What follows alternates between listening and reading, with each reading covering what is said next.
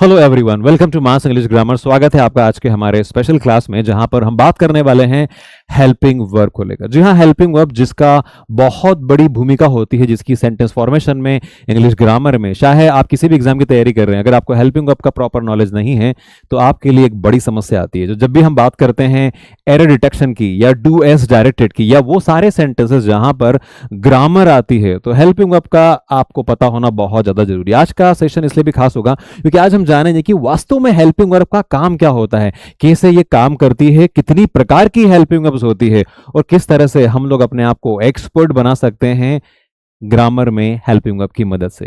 तो आपको पूरा वीडियो अंत तक देखना है। साथ में अंत में दिए जाएंगे आपको 3 सवाल और आपको बताना है कि उन सवालों के जवाब क्या। तो चलिए बिना किसी देरी के आगे बढ़ते हैं। सबसे पहले हम लोग बात करते हैं कि हेल्पिंग वर्ब होती क्या है। This is the course where the ultimate power of helping verbs in English. तो आज हम बात करेंगे पूरा हेल्पिंग वर्ब के बारे में। तो क्या होती है हेल्पिंग वर्ब?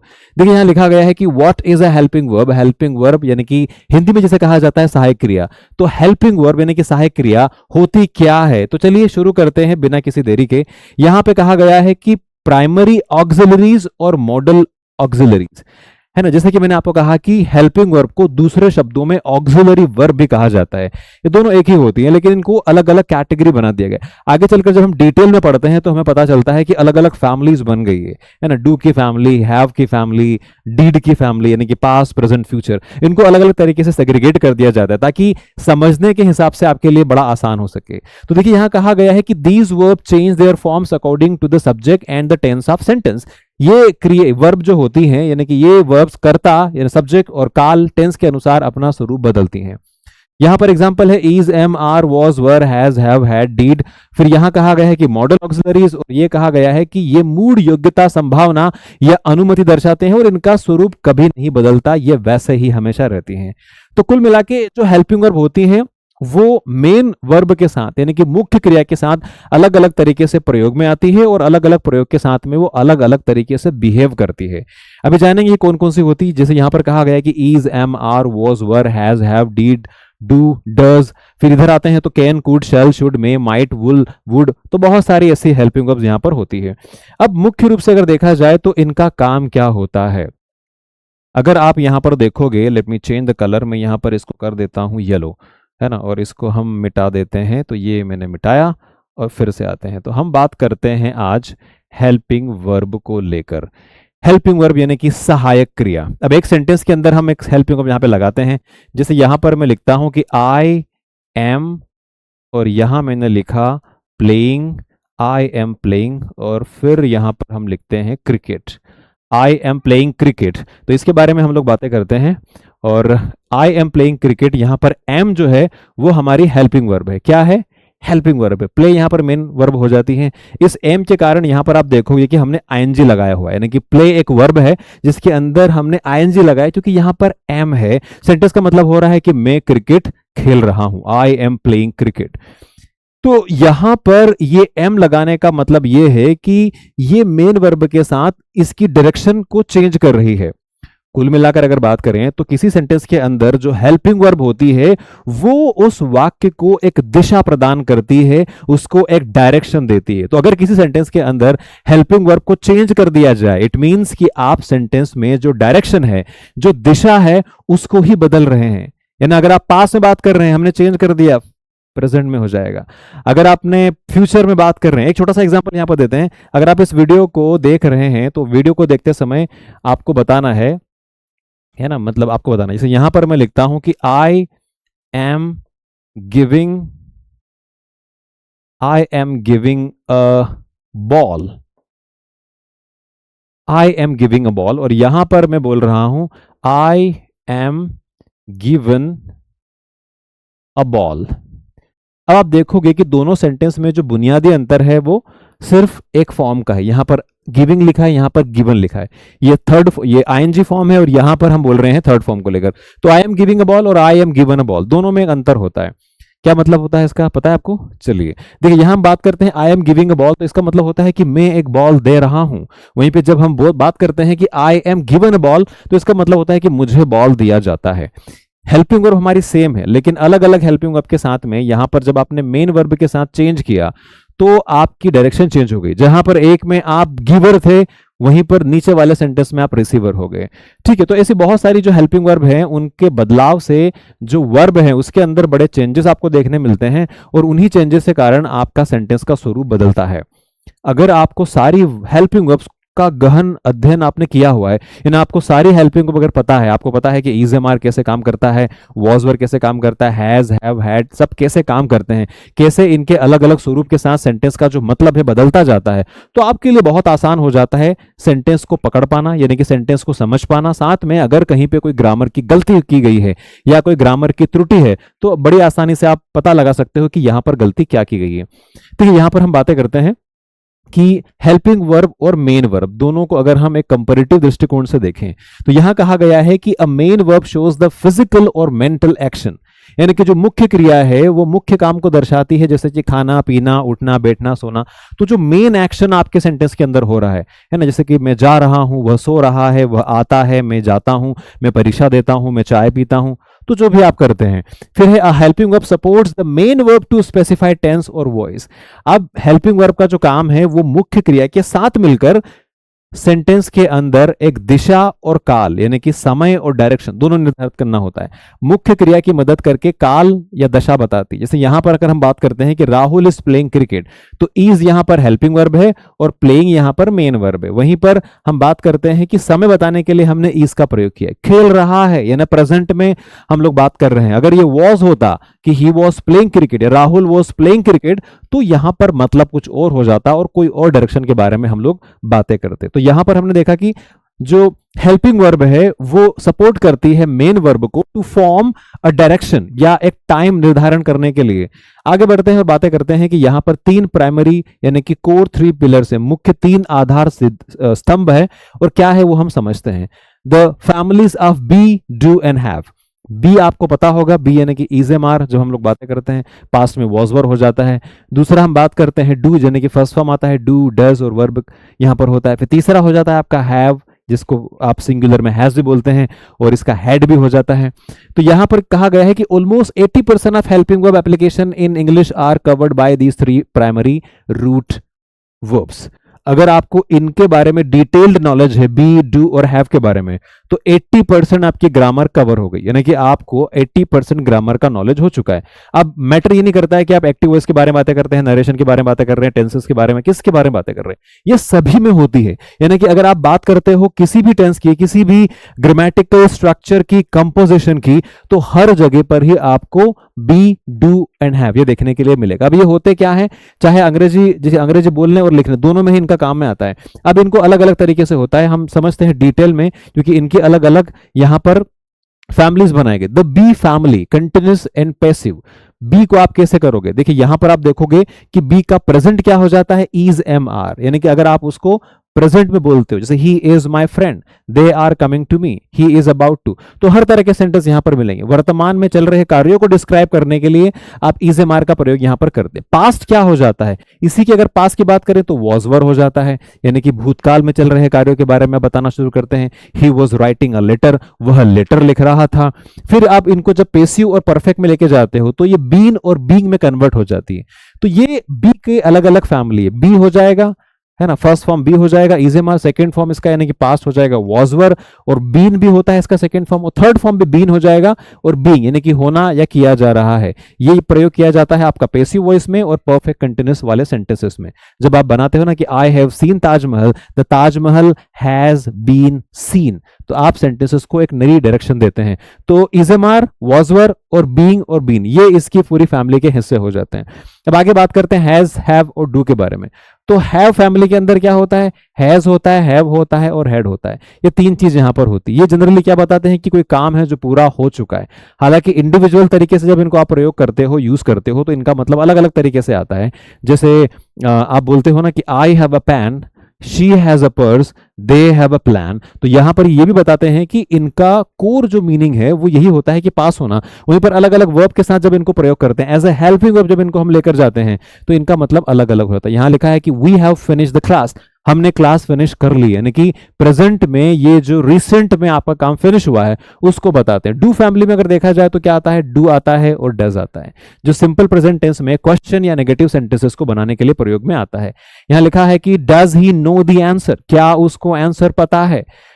यहां पर डू फैमिली में एक और होता है जिसका पास्ट हो जाता है डीड।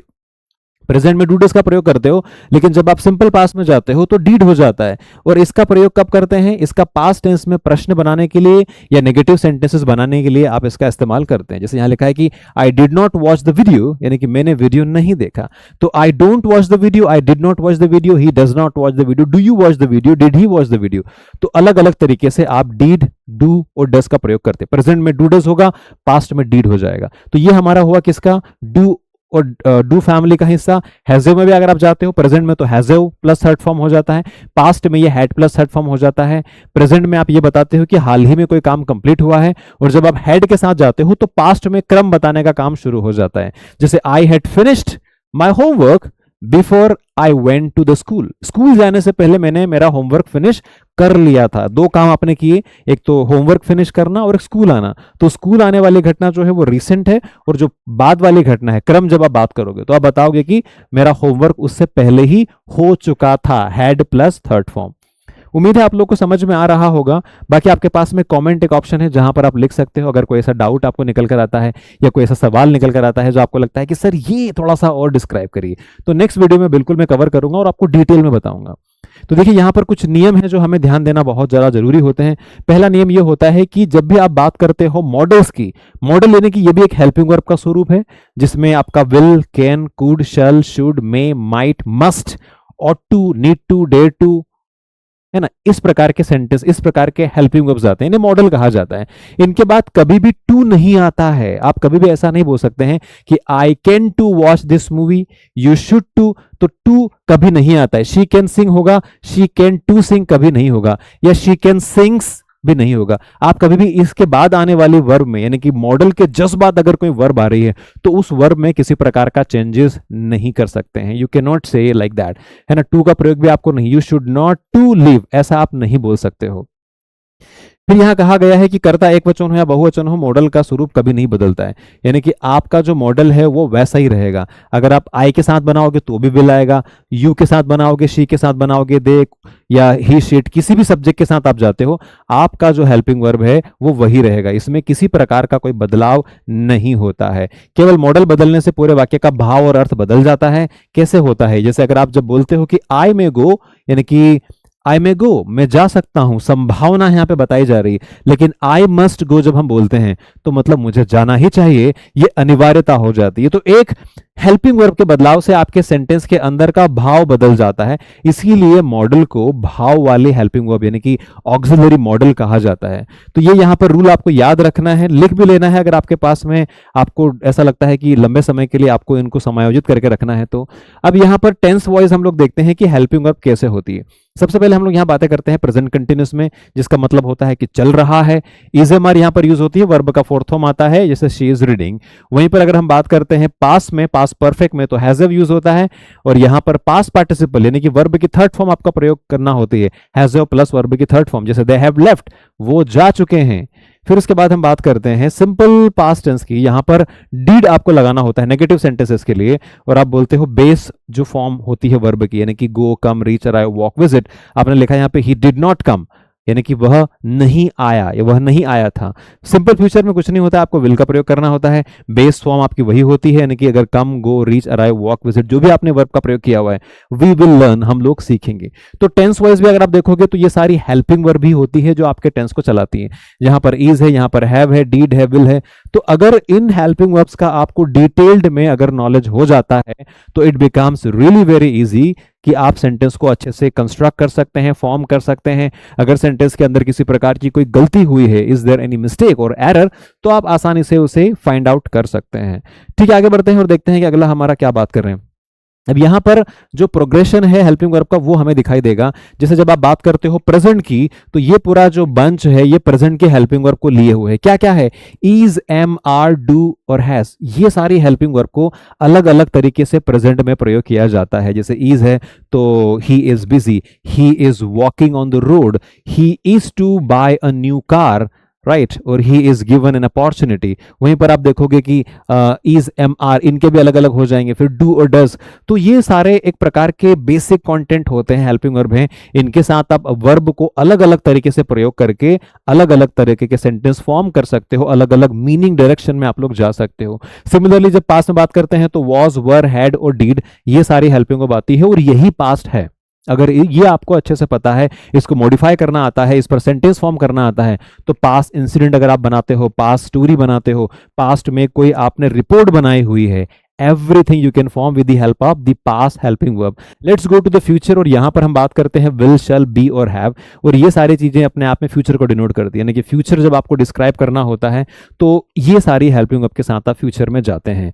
देखो बहुत आसान है, बहुत डिफिकल्ट नहीं है, ये बेसिक चीजें हैं, लेकिन अगर आपको हेल्पिंग वर्ब का अच्छा नॉलेज है ये आपके लिए बहुत आसान हो जाता है सेंटेंसेस को फॉर्म करना, कंस्ट्रक्ट करना और अपने आप में ग्रामर दृष्टिकोण से सेंटेंसेस के अंदर की जो गलतियां होती है उनको पहचानना। तो यहां पर 3 सेंटेंस मैं आपको दे रहा हूं ताकि आप कमेंट में लिख पाएं और हमें समझ में आ जाए कि आपको कितना समझ में आया। दे के बाद यहां ब्लैंक है, वॉज वर में से आपको एक का चयन करना है, और walking along the river bank last night, तो यहां पर सही ऑप्शन चुनना है, यानी आपको बताना है कि वॉज वर्ब में से क्या आएगा। दूसरा सेंटेंस है आइडेंटिफाई द हेल्पिंग वर्ब। अब यहां पर इस पूरे सेंटेंस में जिसमें लिखा है कि you should consult a doctor immediately, इस पूरे सेंटेंस में हेल्पिंग वर्ब कौन सी है आपको लिखना है। यानी कि पहले का आंसर लिखना है आपको क्वेश्चन नंबर 1 करके, यहां जो ब्लैंक में आएगा 2 करके आपको लिखना है हेल्पिंग वर्ब क्या है, और नंबर 3 में क्या करेंगे आप, rewrite correctly, he do not like coffee. इस सेंटेंस में क्या गलती है उसको सही करके आपको फिर से लिखना है, इस पूरे वाक्य को आपको सही करके लिखना है। तो ये होगा आपके साइड से अभी रिवर्ट यानी कि फीडबैक। आप लोग इन तीनों क्वेश्चंस के जवाब कमेंट में हमें लिख के देंगे और definitely I will reply you, और जिन लोग के सरल जवाब होंगे उनसे हम लोग विल बी वेरी हैप्पी कि आप लोग बड़े ध्यान से इनको देखते हैं। दूसरी बात यह है कि हमारी मास इंग्लिश ग्रामर एप्लीकेशन है जिसे आप डाउनलोड कर सकते हैं। वहां पर बहुत सारे कोर्सेज हैं, बेसिक इंग्लिश ग्रामर के लिए है, एडवांस इंग्लिश ग्रामर के लिए है, बहुत सारे ऐसे बंच ऑफ पीडीएफ्स भी वहां पर हैं जो 59, 49, 21 रुपीज में मिल जाते हैं। यानी कि 41 रुपीज में, 51 रुपीज में आपको मिल जाएगा पूरा एक बंच ऑफ पीडीएफ्स जहां पर बहुत सारी एक्सरसाइज हो जाएंगी, बहुत सारी ऐसी हेल्पिंग वर्ब के बंचेस रहेंगे, तो आपको डाउनलोड कर लेना है वहां पे, और ये बहुत ही मिनिमम चार्जेस के साथ में है। इसके अलावा बहुत सारे ऐसे फ्री कोर्सेज भी हैं, फ्री पीडीएफ्स भी वहां पर अवेलेबल हैं जिन्हें आप डाउनलोड करके अपनी एक्सरसाइज प्रैक्टिसेस कर सकते हैं। तो मेरा नाम है टीचर संजय और मैं मास इंग्लिश ग्रामर पर लेता हूं लाइव क्लासेस शाम को, यानी कि शाम को 6 से 7 में हमारी फ्री लाइव क्लासेस भी होती हैं जो कि मास इंग्लिश ग्रामर मिशन के नाम से अवेलेबल हैं। आप लोग उसे भी ज्वाइन कर सकते हैं। At the same time morning में हमारी एडिटोरियल की क्लासेस होती हैं। अगर आप हाई लेवल वोकैबुलरी पढ़ना चाहते हैं, अगर आप द हिंदू में पब्लिश जो एडिटोरियल होता है उसकी प्रैक्टिस करना चाहते हैं, तो you can join are 10 AM to 11 AM जो हमारी क्लास होती है मॉर्निंग में, वो भी आप ज्वाइन कर सकते हैं। उम्मीद है आपने ये पूरा वीडियो अंत तक देखा होगा और आपको पता चला होगा कि हेल्पिंग वर्ब का हमारे सेंटेंस कंस्ट्रक्शन में क्या रोल होता है। फिलहाल बहुत बहुत धन्यवाद आपके लिए, आपने वीडियो को अंत तक देखा, और हंसते रहिए, मुस्कुराते रहिए और मास इंग्लिश ग्रामर के साथ इंग्लिश सीखते रहिए। मैं मिलता हूं आपसे अगले वीडियो में, तब तक अपना ध्यान रखिए। तो have a happy time, see you in the next video.